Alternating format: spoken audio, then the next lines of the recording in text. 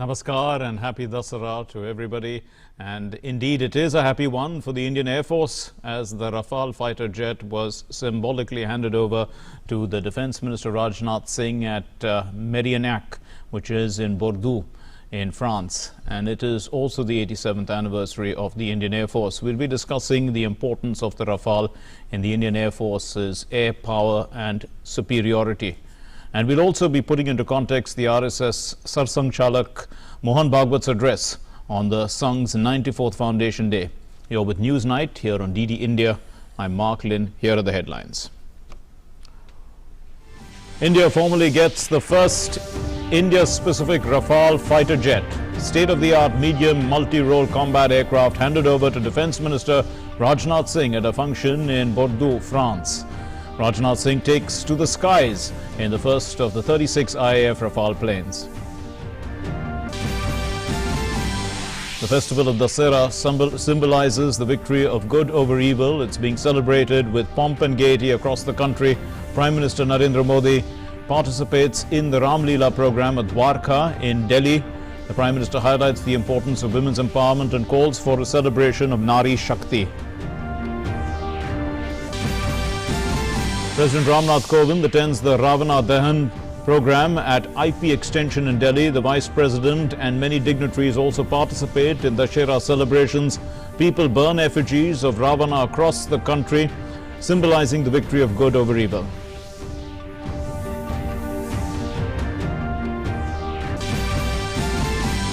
The Rashtriya Swayamsevak Sangh Sarsang Chalak Mohan Bhagwat says that the lynching is an alien concept to India and is being selectively portrayed to bring the country into disrepute. Says that such words should not be imposed on Indian ethos. Sangh chief delivers his Vijayadashmi address to the RSS volunteers in Nagpur. Union Information Broadcasting Minister Prakash Javadekar terms attempts to question Modi government on sedition case against intellectuals as absolute falsehood spread by vested interests.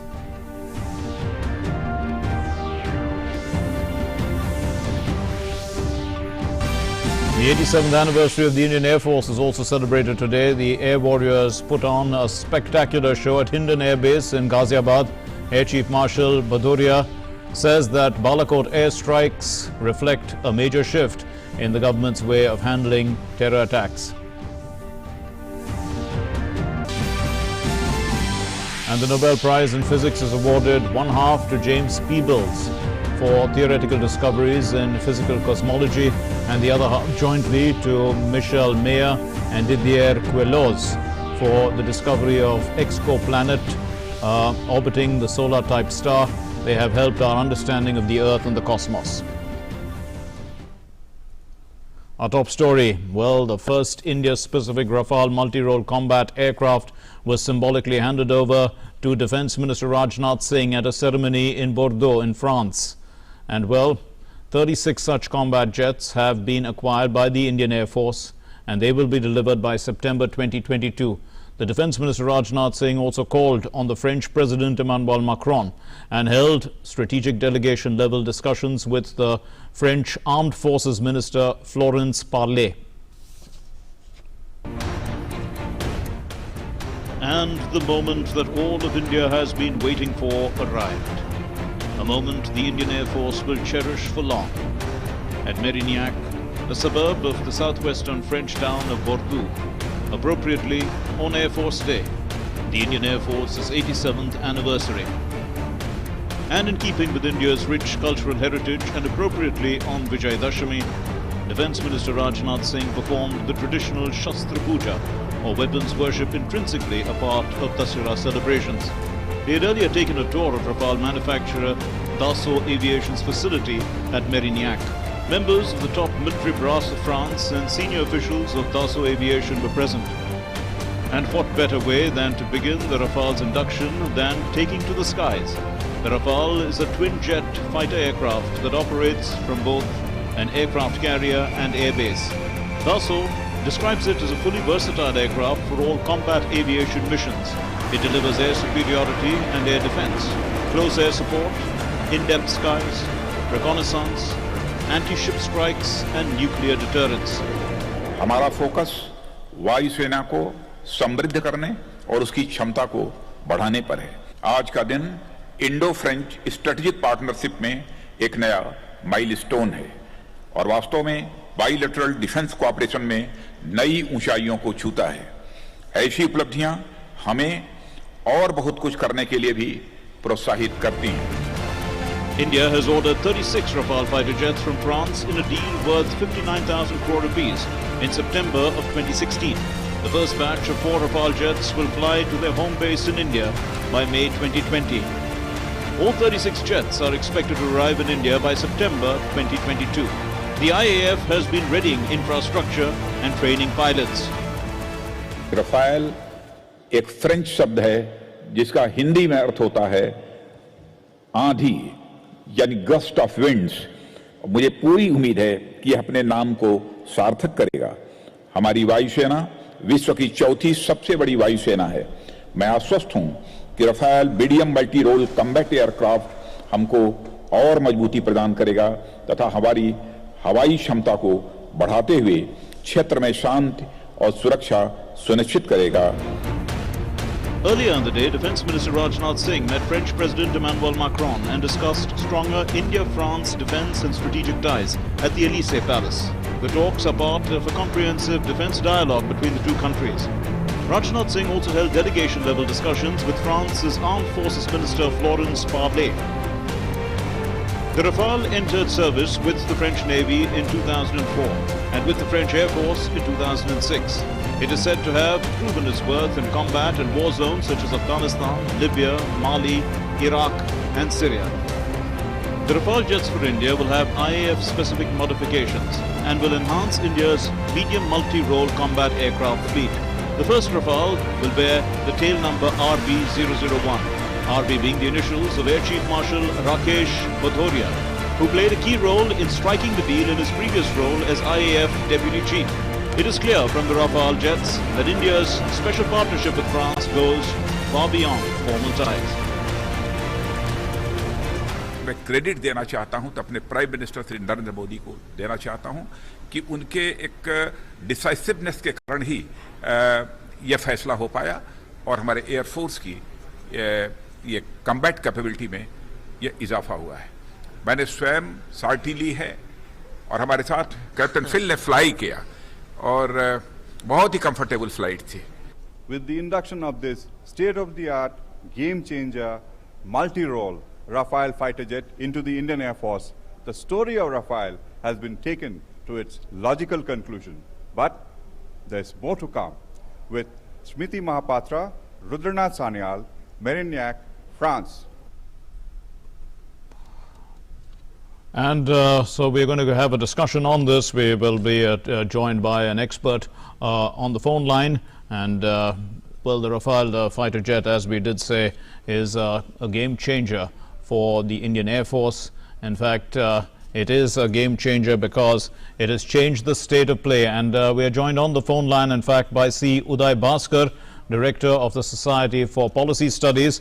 Thanks very much, Commodore Uday Bhaskar, for joining us. Now, you're a seaman, and this plane is also can be utilized on aircraft carriers. So from that point of view, how does it change the state of play, would you say, in India's, defense mix? Well, Mark, I'd make this point that I think when you look at India's composite air power index, Yes. the induction of this aircraft, I think, is a very significant milestone.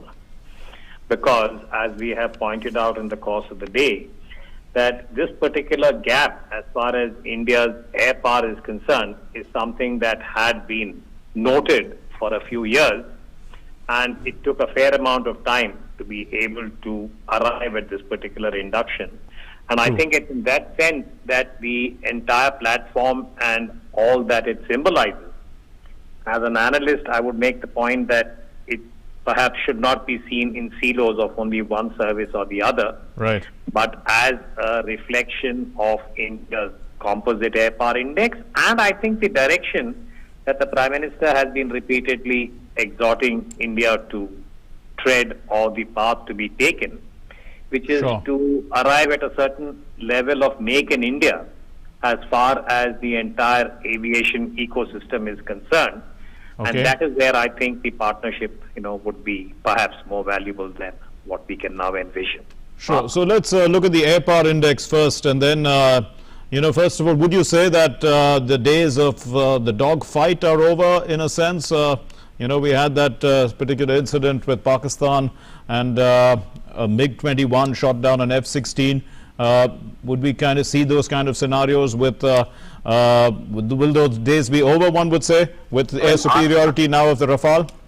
Well, I think I should proceed very cautiously here and walk on eggshells as a sailor. Okay. Because I do think that the celebrated days of the dashing fighter pilot in these dogfight situations that you refer to, these I think have been immortalized in that Biggles kind of series that we have going back to World War II and so on. Okay. My sense is that technology has now reduced that kind of an exigency.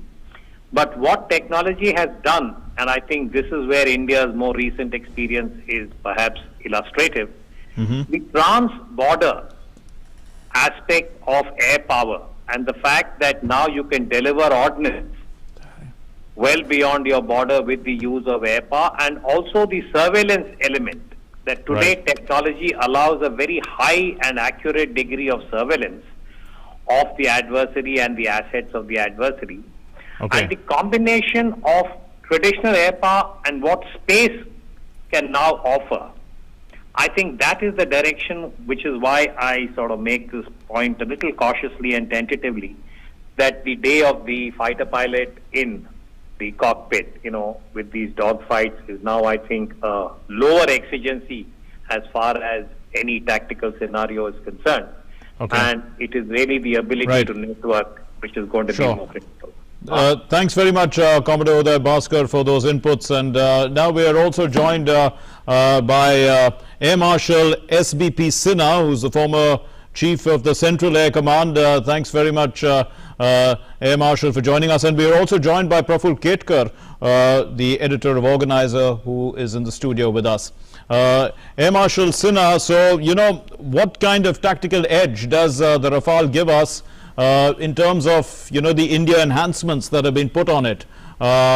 Because we were talking about the bare bones aircraft, how different is, the let's say the Israeli helmet mounted display, the radar warning receivers, the low band jammers, the nuclear warheads that it can carry. How does that change the scenario in the subcontinent?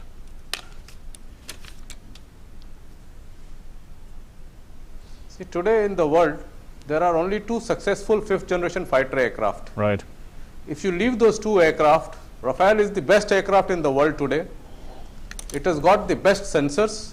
It has got the best weapons. Today it carries the longest air-to-air beyond visual range missile, which has a kill range of up to 150 kilometers. Yes. It has the Scalp air-to-ground missile with a range of more than 300 kilometers with an assured accuracy of less than 3 meters. It has excellent survivability because it has got excellent electronic warfare on board its aircraft. It has the capability to jam enemy radars. It has excellent sensors wherein it can use both its radars as well as EOIR payloads to detect both airborne as well as ground targets. The Rafale by itself brings great strategic capability and strength to the Indian Air Force and to the nation's security, because it significantly enhances our deterrence capability. Right.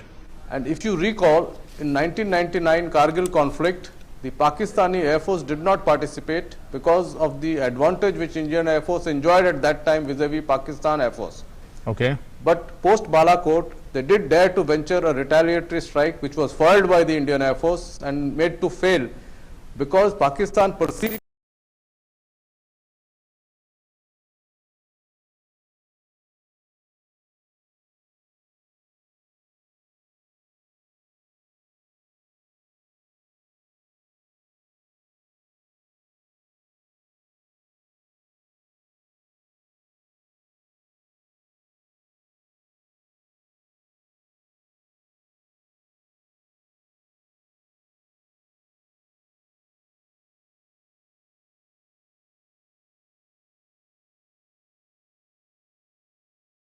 be commissioned into the 17th Squadron of Golden Arrows in Ambala, and the 2nd Squadron will come up in Hasimara, and that will secure the eastern borders during both peace times and wars. So, you know, the deployment is also important as to where we place the Rafales, isn't it, for the overall security mix?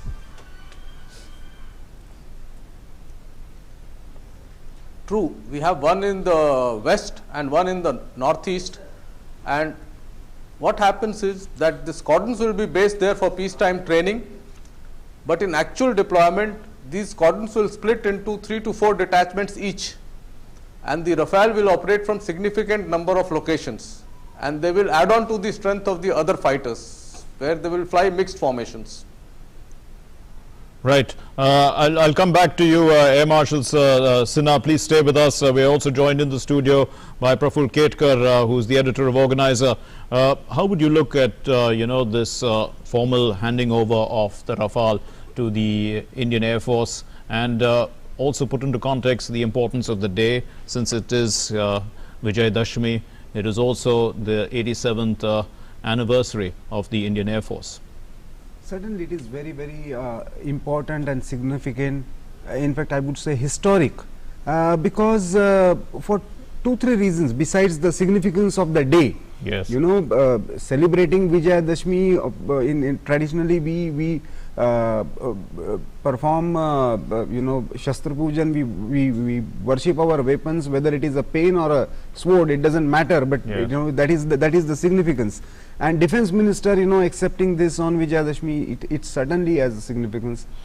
Air Force Day is another important occasion, but also please try and understand from our, you know, the requirement of our Air Force.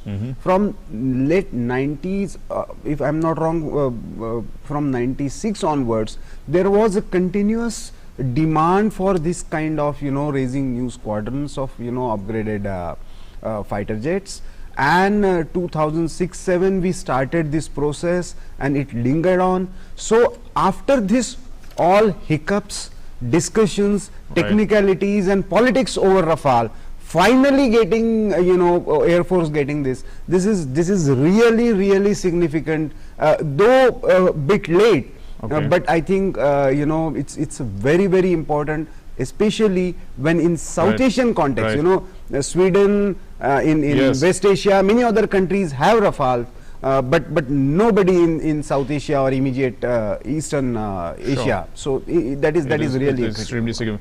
Air Marshal Sinha, so it's being described as not a multi-role but an omni-role combat aircraft by the manufacturer Dassault Aviation. You can help us understand how that is, because let's also understand that you know, we produce several missiles, like also the BrahMos missile. We have nuclear warheads. How will, you know, the Rafale fit into all this? Can we put the BrahMos on the Rafale, for instance? These are basic questions.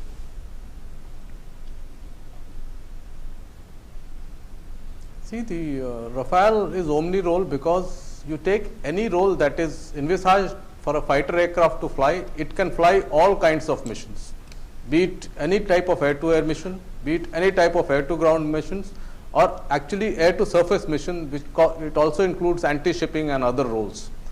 Electronic warfare, offensive electronic warfare, it can do all kinds of roles, it can carry all kinds of weapons. Whatever weapons you want to install on an aircraft, you need to go through a process of integrating it. Yes. So presently it is integrated with the weapons that were contracted in the intergovernmental agreement, and later whatever weapons we want to install on this, it will be integrated the way it is done on any other aircraft. Because the life of an aircraft is 40 years plus, the life of weapons is generally 10 to 15 years. So weapons are always added onto an aircraft during its life cycle, and this is a continuous process, and it will happen to the Rafale also. Right, and you know, experts say that the biggest advantage of the Rafale is that it's capable of delivering nuclear weapons. Currently, Mirages are designated for that in the Indian Air Force. So we have now another plane that can do that. How important is that as a strategic advantage?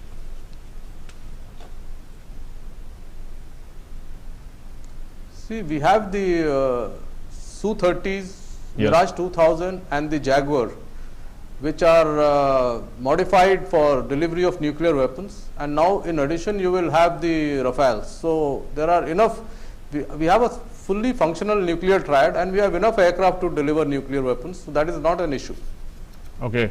And you know, in terms of the aircraft carriers that the Rafale can land on, you know, because we have to look at the overall let's say omni role presence of the Rafale. How important is the naval aspect of it in terms of today's security environment, especially with regard to sea routes and you know, probably a number of let's say strategic maneuvers that are taking place in the Indian Ocean and the Indo-Pacific area?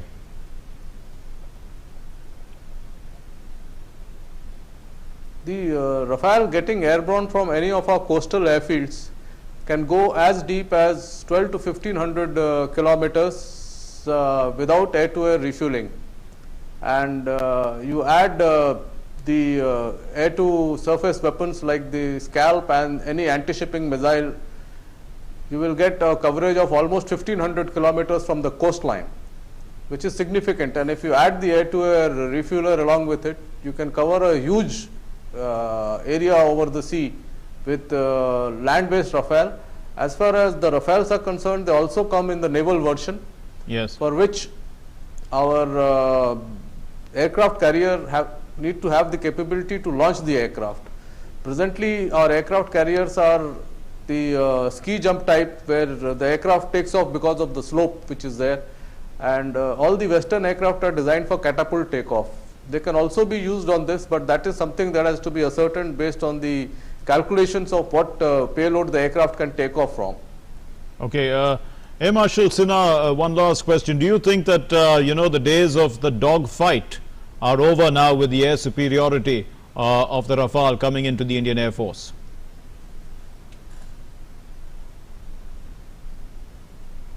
See, today all aircraft are being equipped for beyond visual range missiles. In addition to the beyond visual range missiles, you also have the close combat missiles.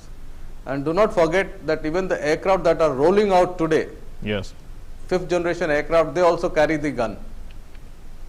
So while there are enough weapons for engagement at long range, but the gun by itself cannot be ignored. Right. Okay, we'll leave it there. Thank you very much, Air Marshal SBP Sinha, former Commander-in-Chief of the Central Air Command, joining us from on a satellite link. And we'll move on to our next story then. Air Chief Marshal RKS Bhadoria, in his Air Force Day message, said that the Balakot airstrikes reflect a major shift in the government's way of handling terror attacks and show its resolve to punish the perpetrators of terrorism. The Air Chief said the IAF must maintain a high serviceability of combat equipment as well as exceptional training standards to ensure operational success in all future operations. The occasion was the 87th anniversary of the Indian Air Force. Bhadoria also said that the present security environment in India's neighborhood is a serious cause of concern, and the Pulwama terror attack is a stark reminder of persistent threat to defense installations.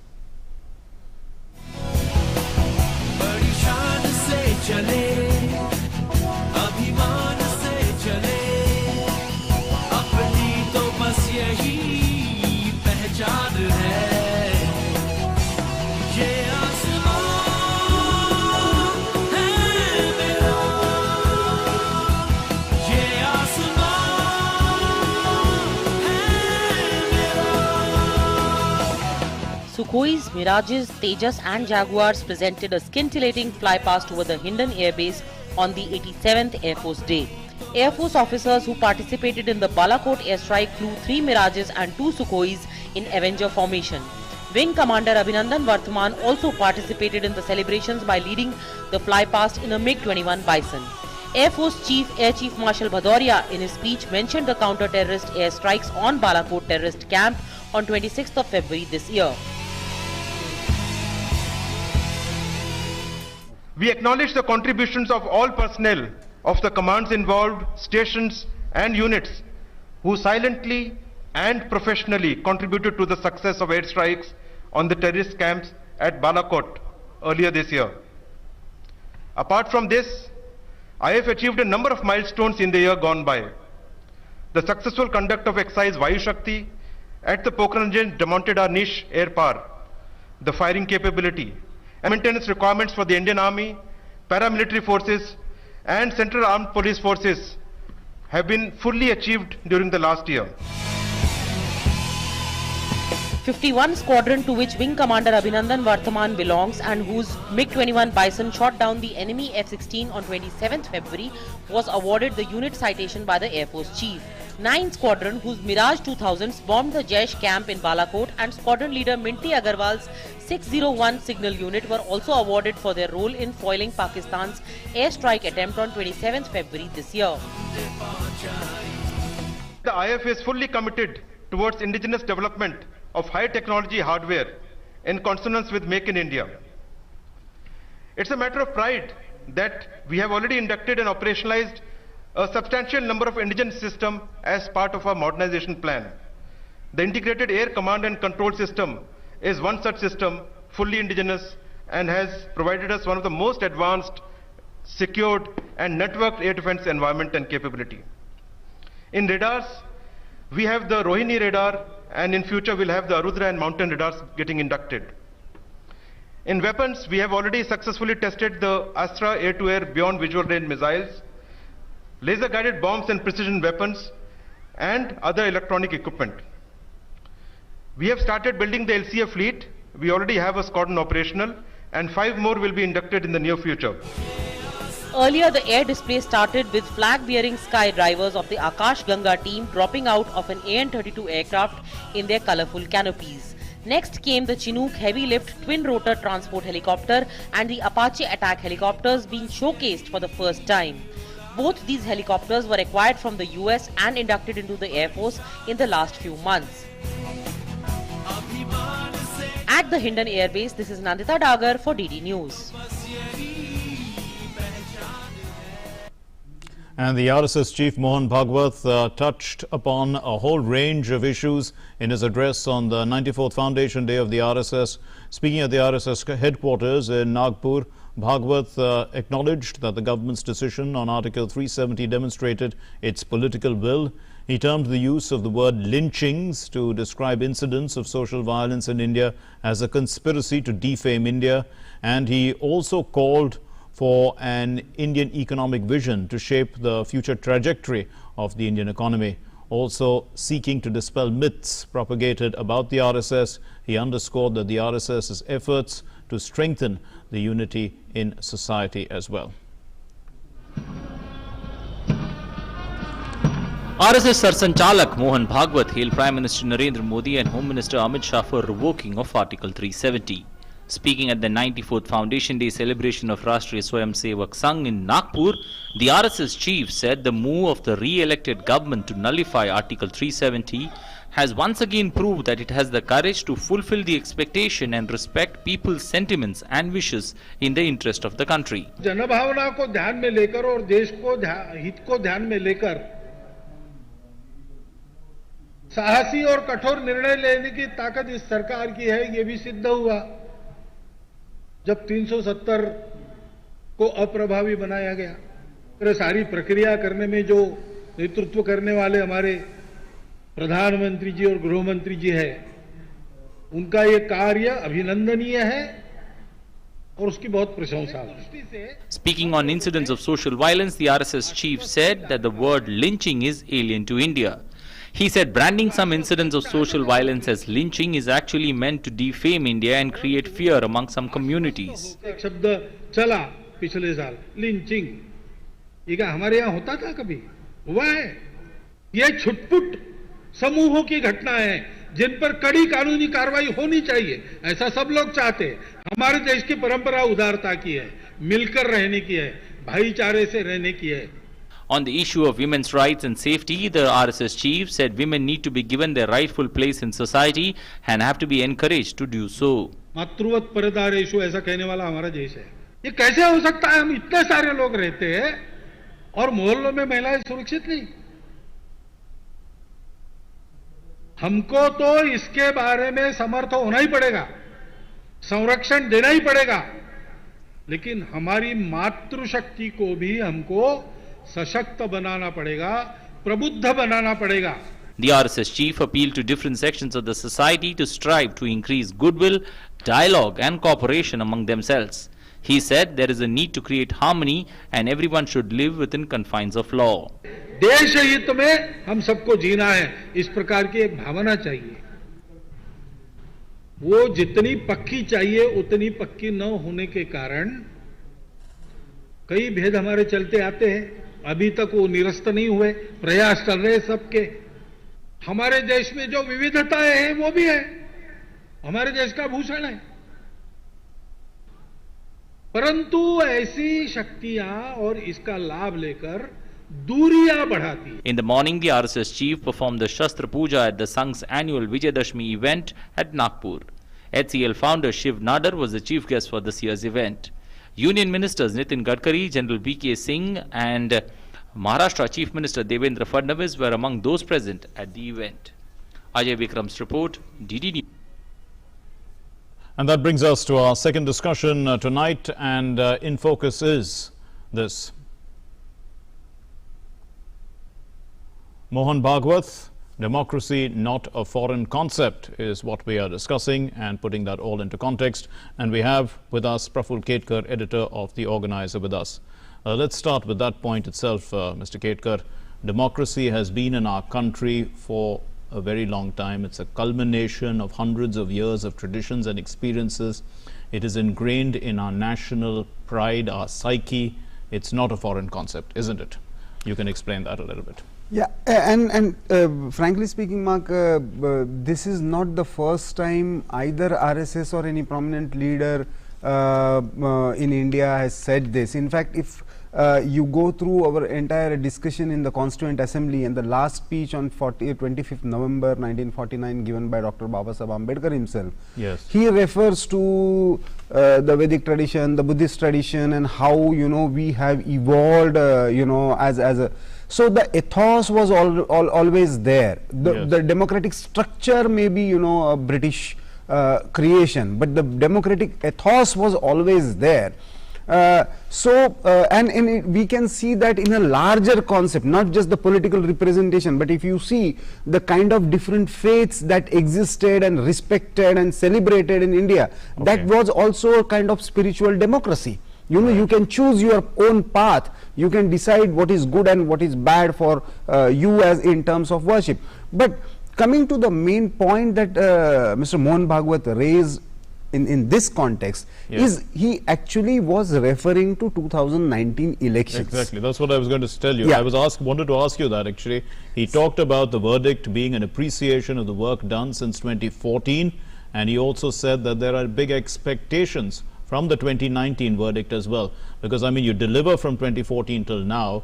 I mean, in the context of democracy, people have voted you back to power and they want more, they want greater expectations. And then in that context, the government has started well by taking strong decisions like abrogation of 370. Yes. See, the peaceful change of government that has been in ethos, that was one aspect of it. Right. But the second aspect of it is, what he said is, you know, when there was a change of government in 2014, many, you know, understood it as a, you know, kind of an accident or something. So it will change. But 2019, you know, election results clearly show that there is a certain shift in India's direction. And what he termed as, you know, India is rising on the basis of its swa, the self. Yes, yes. And understanding that self, strengthening that self is the prime responsibility. Responding to that self is the prime responsibility of the government.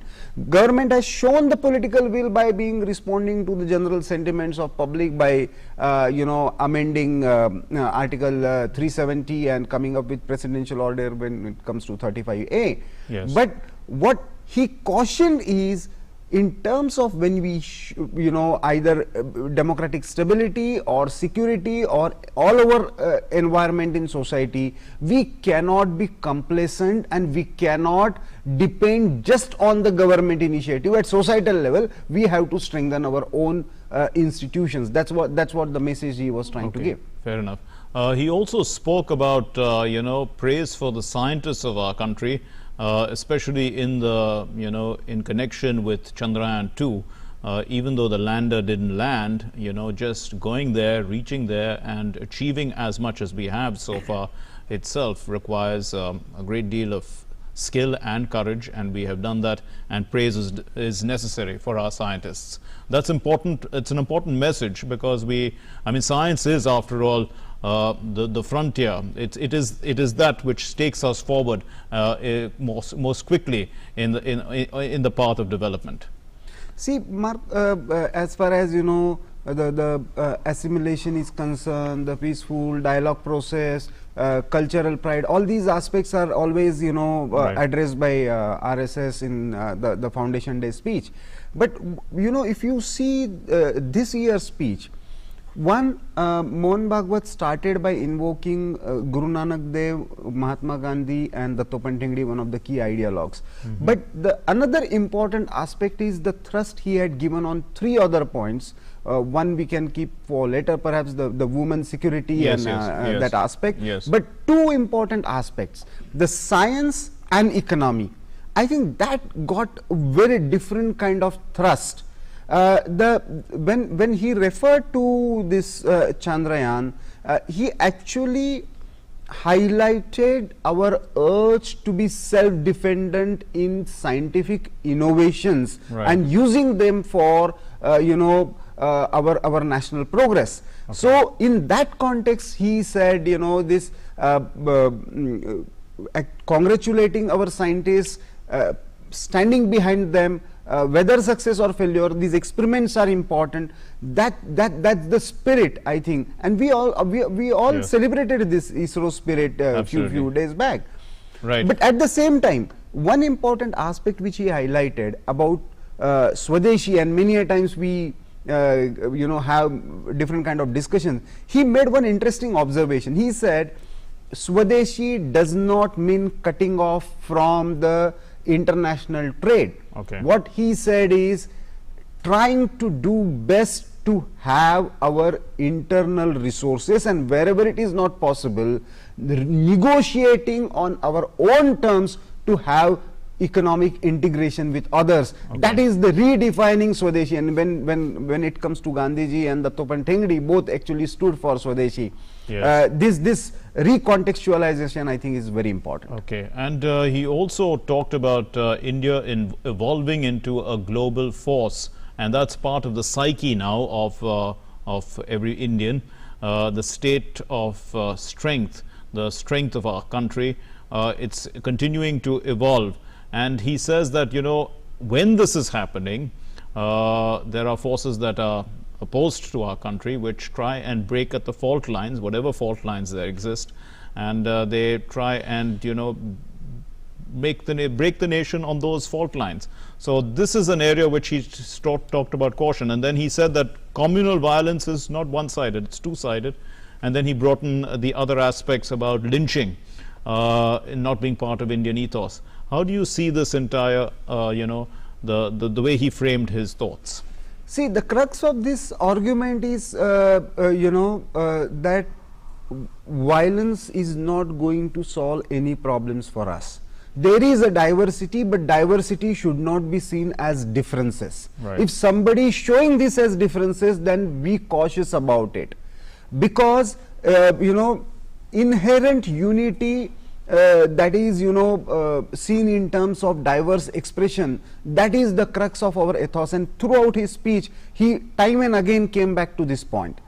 In this context, he mentioned, because there was a lot of discussion throughout the day about the lynching thing, so I will just make 2-3 points about this. One is, he categorically said that lynching has a specific connotation in the Semitic religious practices, and we don't have that kind of connotation. Secondly, the violence this happening is condemnable from both the sides, so highlighting one or fabricating other is not going to help us. Absolutely. Thirdly, as far as laws are concerned, laws should take its own course, and if they are not sufficient, new laws should be made, but such violence should not be tolerated. So I think this should end entire misconstruct about this entire Lynchistani discourse. We've run short of time, Mr. Ketkar, but one final word. He also spoke about a role for the media, and the role the media has to play is one of awakening society. You're a media man, I'm a media man. Do you think we are doing that? It is not black and white. There are many shades of gray here, but he has been cautious about not just about electronic or print media, but the kind of thing we are seeing in social media also. Being responsible while communicating. The main role of media is communicating, but that communication should be with responsibility. Constructive communication was, I think, the message, and many of us try to do that. But while using new tools in media, we should be more cautious, and perhaps that was the message, because indirectly we also work more on fault lines rather than constructive message to the society. Okay, we leave it there. Thank you very much, Mr. Praful Ketkar, editor of The Organizer, for being with us in our studios. Now, our next story is about Prime Minister Narendra Modi, and he attended the Dasara celebrations at Delhi's Dwarka. He greeted fellow countrymen on the auspicious occasion of Dasara. The Prime Minister said that he sought inspiration from Lord Ram and Lord Krishna, and he highlighted the importance of women's empowerment and the celebration of Nari Shakti. He also praised the Indian Air Force and said that the country is proud of our air warriors. And he burnt an effigy of Ravan at the event and highlighted the important role that festivals play in our values. Here's our report.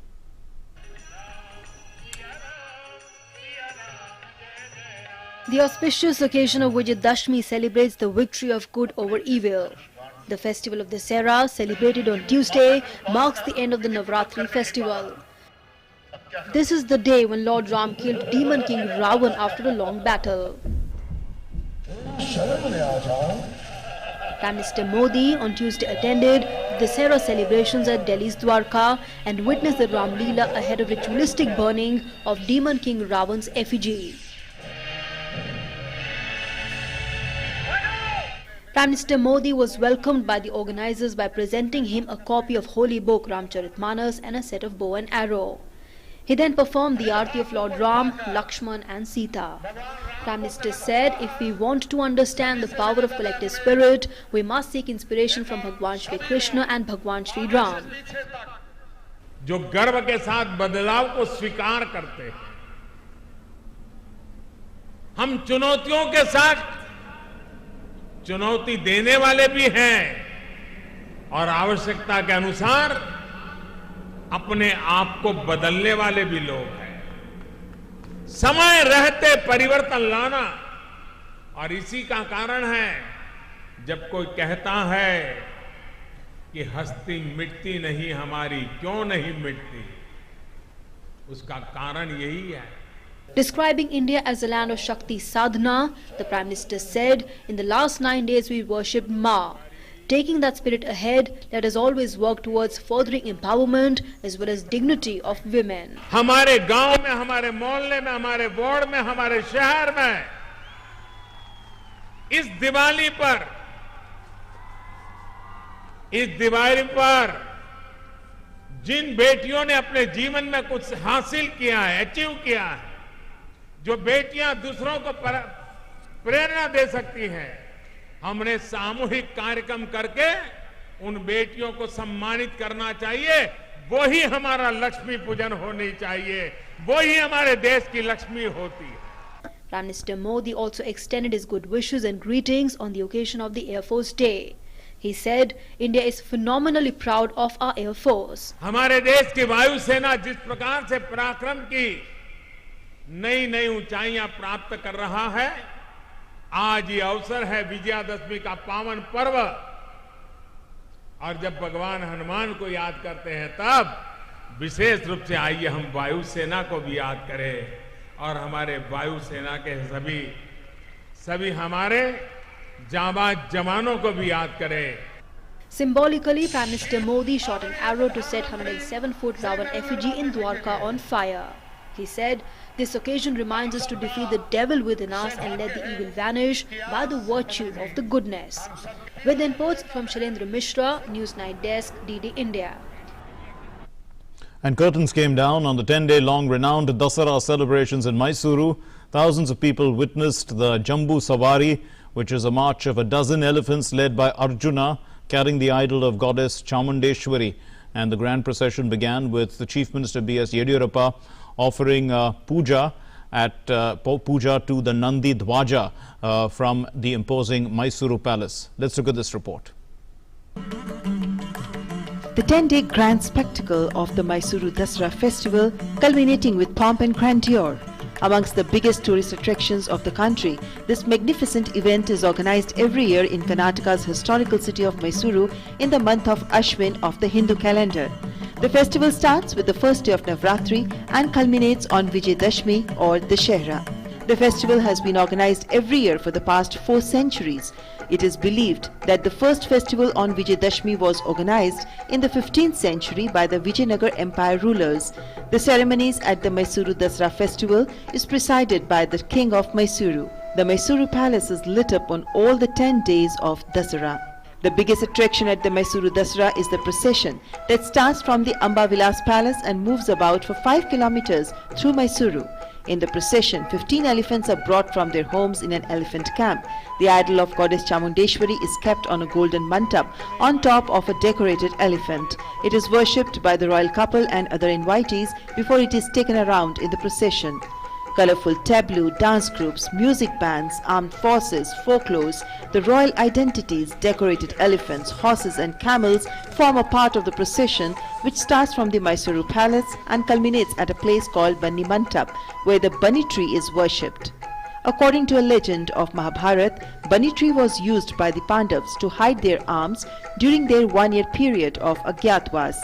Before undertaking any warfare, the kings traditionally worshipped this tree to help them emerge victorious in the war. And the tradition continues till date. Newsnight Desk, DD India.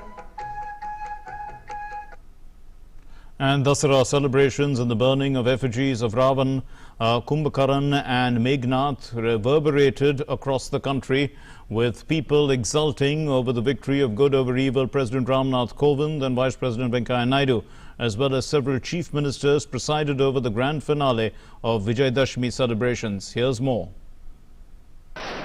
The effigy of Ravan, a manifestation of evil, going up in flames. With that, the Sehra, the celebration of victory of good over evil, concluded with fanfare. President Ramnath Kovind took part in the Sehra celebrations at the IP extension, while Vice President was at Subhash Maidan near Red Fort. They performed Aarti of Lord Ram and later aimed at the effigy of Ravan for Ravan Dahan, the slaying of Ravan by Lord Ram. Ramlila के मंचन की सरलता को बनाए रखते हुए भविष्य में भी स्वच्छता और पर्यावरण के ऐसे संदेशों को भी विस्तार से प्रस्तुत किया जाना चाहिए। राम के जीवन से जुड़ी सभी शिक्षाएं, मर्यादाएं व आदर्श हर व्यक्ति, परिवार, समाज और देश के लिए सदैव प्रासंगिक बने रहे। मुझे विश्वास है कि नैतिकता और सदाचार के विजय का यह उत्सव सभी देशवासियों को ईमानदारी, स्वच्छता, नैतिकता और शांति हेतु प्रयासरत रहने के लिए सदैव प्रेरित करता है। Festivals, my dear sisters and brothers, reflect the composite culture and rich heritage of our country and its traditions. They spread happiness and foster unity and close relationship of all human beings with the nature. The Ram Leela of India is a folk tradition which has been recognized by the UNESCO as a part of world's intangible cultural heritage. Since ancient times, Lord Rama's glorious tales have spread throughout Southeast Asia. Undoubtedly, Ramayana is a heritage of the entire humanity. Ramayana is a heritage of the entire humanity. We must make the best efforts to preserve, propagate and deepen our understanding of this important festival. The Sehra commemorates the day when Lord Ram killed Ravan and freed goddess Sita from his custody. People celebrate the day by burning the effigy of Ravan. The effigies of Meghnad and Kumbhkaran were also set ablaze. Before Ravan Dahan was carried out, Ram Leela was also performed. In Patna, Ravan Dahan was carried out in the presence of Chief Minister Nitish Kumar despite the recent flooding at Gandhi Maidan. In Ranchi too, the Chief Minister Raghubar Das participated in the effigy burning. The festival is being celebrated in other parts of India as well. In Gorakhpur, Chief Minister Yogi Adityanath performed Gau Pujan on the occasion of Dasara. As Dasara signifies the triumph of good and truth over evil and untruth, its message to society is work for social welfare. With Bureau Inputs, Newsnight Desk, DD India. And 9 days of Durga Puja festivities also concluded with devotees bidding farewell to Ma Durga. We bring you glimpses from across the country in this report.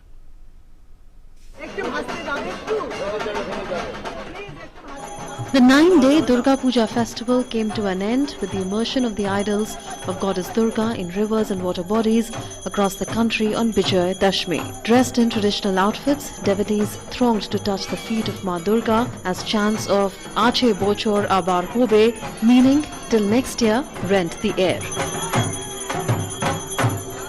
माँ को विदाई करना है, एक साल wait करना पड़ेगा, फिर आएंगे माँ यहाँ पे। आज का दिन अच्छा भी लगता है, बुरा भी लगता है।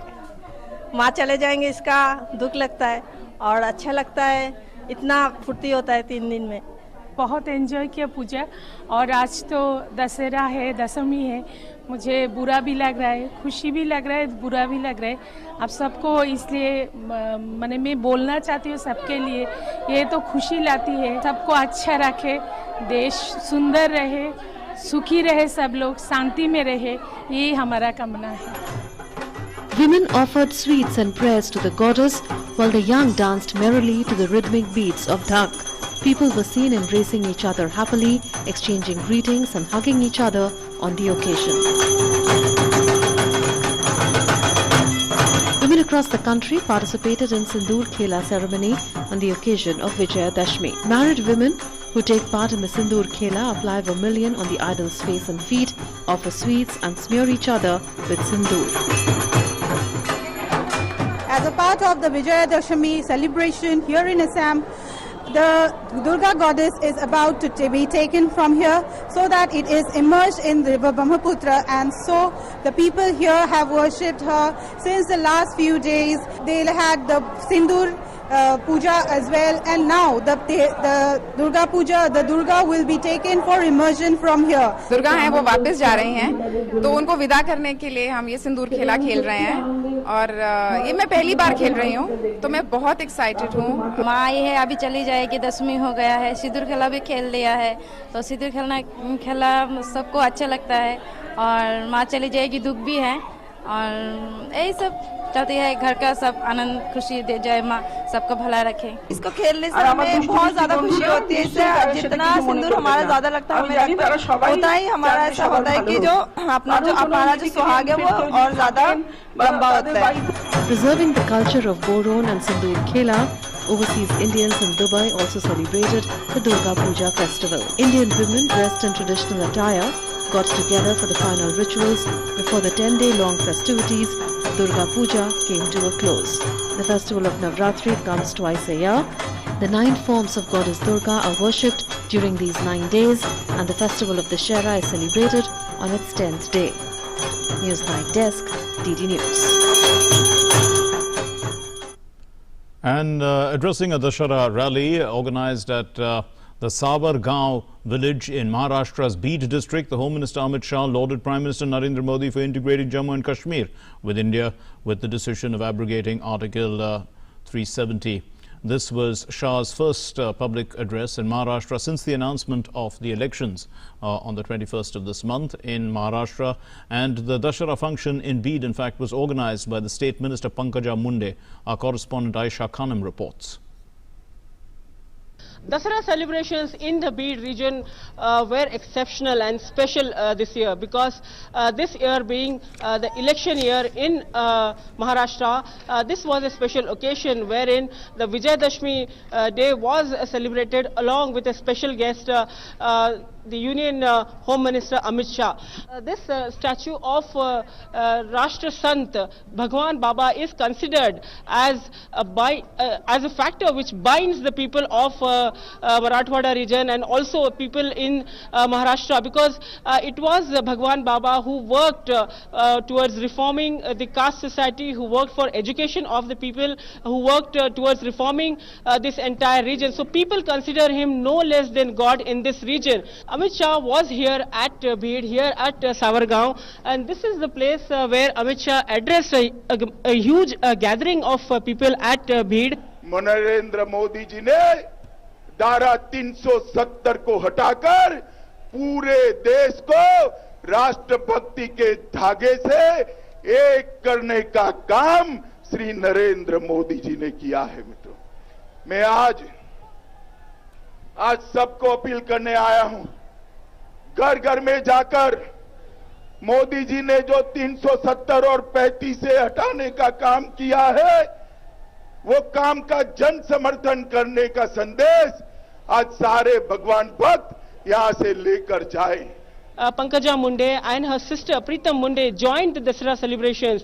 Pankaja Munde, who is considered a strong contender here for the BJP's top leadership, celebrated Dasara along with the people in this region. हमारे महान नेता गोपीनाथ मुंडे जी ने भगवान बाबा के रास्ते पर चलते हुए उनकी स्मृति को चिरंजीव बनाने के लिए बहुत सारे काम किए, और मुझे आनंद है कि उसी रास्ते पर, गोपीनाथ जी के रास्ते पर, भगवान बाबा के रास्ते पर पंकजा ताई भी आज महाराष्ट्र के पूरे वंचितों को आगे बढ़ाने के लिए आगे बढ़ रही है।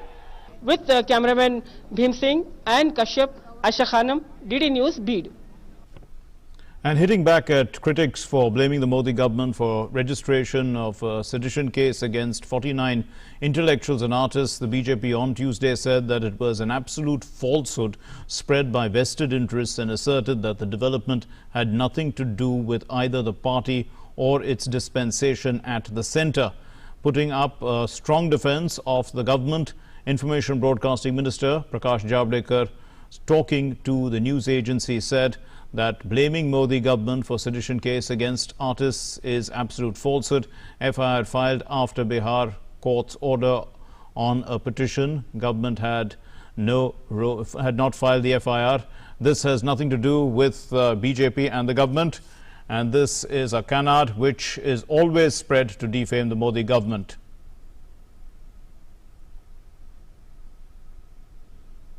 Moving on to our next story, the 63rd Dhammachakra Parvartan Din was celebrated on Tuesday at Diksha Bhumi in Nagpur. The Buddhist followers from different parts of the country and abroad reached the venue to pay homage to the architect of the Indian Constitution, Dr. Baba Saheb Ambedkar, at Diksha Bhumi. And with that, we conclude this bulletin. Thank you very much for being with us. Namaskar.